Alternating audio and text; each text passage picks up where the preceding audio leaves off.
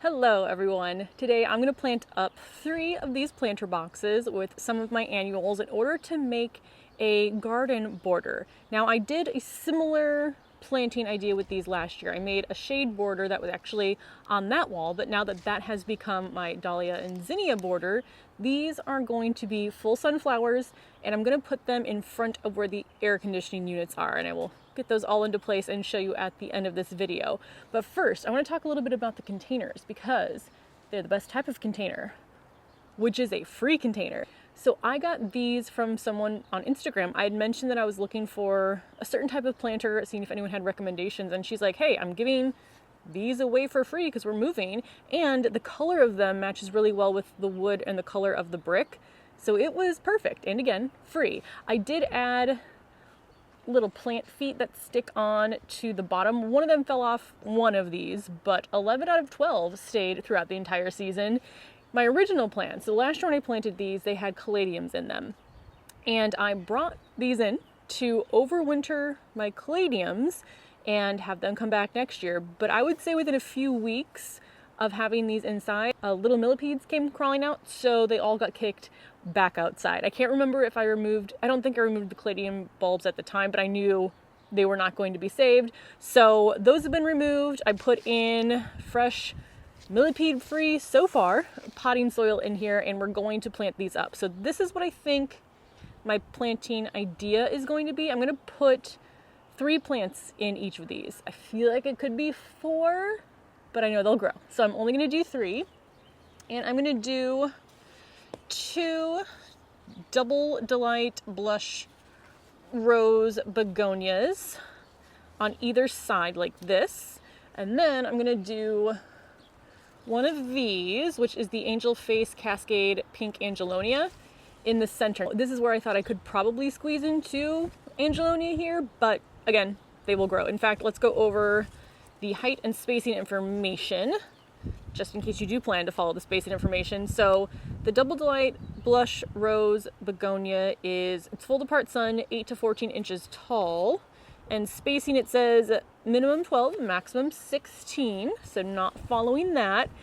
This one is 8 to 14 inches tall, and it says minimum 10 to 14. So this one will grow a little bit more vertically than the begonias. Not that either of them are like trailing plants at all, which is the point. Because this is going to go on the ground, like, it wouldn't make sense to put a sweet potato vine in here because that would just fall onto the deck a few inches down and then just kind of trail along it. So I wanted things that would stay more upright, and that is what I'm going with. So 2 of the 3 I'm going to plant up like this, and then just to get a little bit of variety, in one of the boxes I'm going to do still the Angelonia in the center, but then the Solenia apricot begonias on the edges. And these are, let me hold 2 of the begonias next to each other so you can see the color difference. But the Double Delight Blush Rose is more pinky. Like, they're very similar, but this one's more pinky. This one is more yellowy orange, and the leaves are also a little bit different. So this one has, can you even really tell? It has like that darkish red color on the underside. These don't really have that. They're just kind of green on the underside. So there is a little bit of a difference. Also, the leaves on this are more like yellowy green. This is more of like a bluish, I'd say, leaning green. So there is a little bit of difference between the leaves, not just the flowers. But let's go ahead. Like I said, I already put in fresh millipede-free potting soil, and then I'm going to grab the biotone.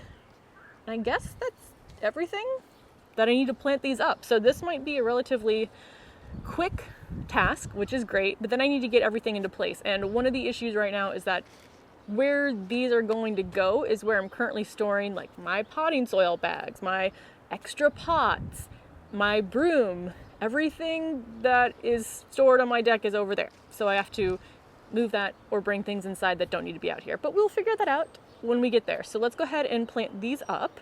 I had a few different ideas for what I was going to do with these I call them borders, these boxes at first. I was contemplating sowing some dwarf zinnia seeds, which I hope I have room for.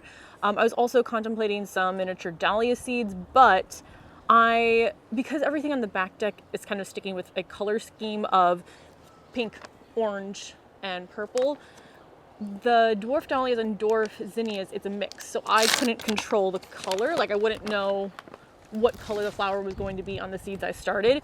So I did think I would just like it better planting plants that I know what they look like. So that's why I swapped that up. And it does happen every year where there are things I plan to grow, even some seeds I start, and I just don't have room for. And I used to shove things in, and I've realized that even though I do still space things closer together than one would recommend, I don't do it as close as I used to, because that just doesn't give the best growing environment for the plants and they don't really get a chance. It is windy, so I need to use the strap on this hat. So now we will get these planted. Let me know if you normally use your strap or not. I don't know, for me, like just feeling it under my chin, I don't love that feeling. So I usually just tuck mine inside the hat unless it is windy like it is today, and it has been. We've been having some very interesting weather here. It still has been, for the most part, warmer than normal, but now it's kind of cooling down. So we are getting more storms. Well, not more storms than normal, but a lot of storms right now in a row because of the fluctuating temperatures. Look how pretty that one is. And I'm 90% sure no deadheading necessary. Let's see. Fertilize regularly. Features. Deadheading. Not necessary. Fragrant flowers. Continuous bloom. I don't know if I've ever sniffed these. Let's give them a sniff.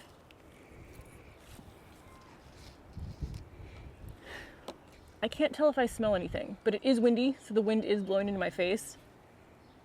I don't know. I'll give them a sniff on a less windy day. But let's grab the tag and put you in. I'm probably going to need to add some extra potting soil in here too, but let's get everything in. So next we'll do the Angel Face Cascade Pink Angelonia. I've never grown Angelonias at all, and it's something just not to feel bad about. I mean, I have been gardening for, like I said, kind of 5 years here, but still feel relatively new in general to gardening. But there's a lot I don't know. There's a lot of plants I can't recognize. There's a lot of plants I've never grown, and don't feel bad. I used to feel bad not knowing everything, even though no one ever knows everything there is about any certain subject. So it's been fun learning and seeing what I do and don't like. I'm trying to find the center of this box, which I think, 2, 3. There's some like splits in the wood, so I'm trying to figure out where the actual center is. I think this is the center. And this is one of those moments where like there is space in between here, but I'm not going to overcrowd.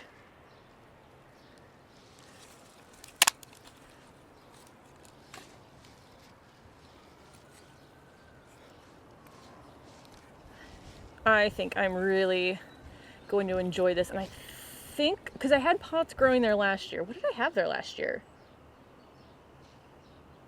I honestly, for the life of me, can't remember. I think it was just, I think my lemon tree was over there. I think I just had a mix of plants over there. I think the apple trees were over there. So there should be drips set up for these. Once everything is in place, that's when I go through and set up my drip, because some things might stay the same, some things might change, and I don't want to like set up emitters for things that I end up moving. So now I need to grab some extra potting soil to add.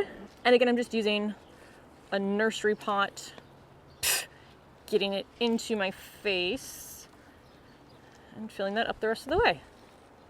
I've been asked before too if I like use mulch. I did bring up mulch one year, and I realized that mulch is heavier. Like if I'm carrying up the same size bag of mulch as I am compost or potting soil, the mulch was just heavier. I think it was wood chip mulch, I can't remember. But now I just use compost as mulch. Like that's what I top dress with, and that's been fine. And for me with containers as well, usually the plants grow so quickly that they cover the containers, because one of the reasons people recommend mulch is to add a top layer to the soil so that the sun doesn't dry it out as quickly. But I find that the plants grow so quickly that it basically shades the soil from the sun anyway. I need one more bucket full of this.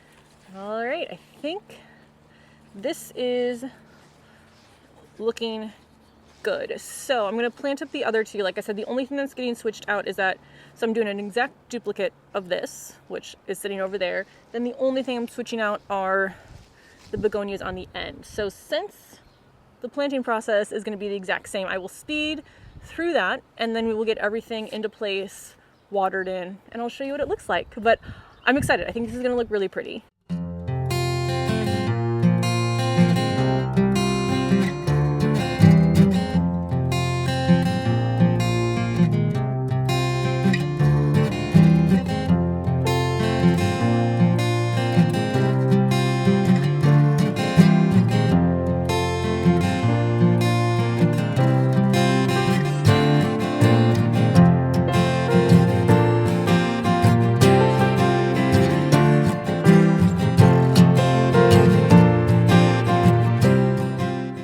Here is the border all in place for the most part, and I really like it.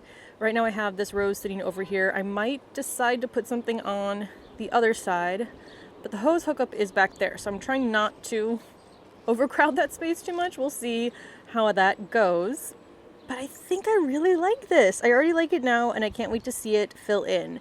One thing is that, just in case anything happens to the air conditioning units, knock on wood, this fence unit thing does like move. It's not actually secured to the ground or anything like that. So I can't put anything here that I couldn't move, or have anything, for example, like climbing up the fence, because these might need to be moved. And they are, I mean, they're not lightweight, but they are lightweight enough that I can move them around easily if that happens. But then again, knock on wood, that doesn't happen.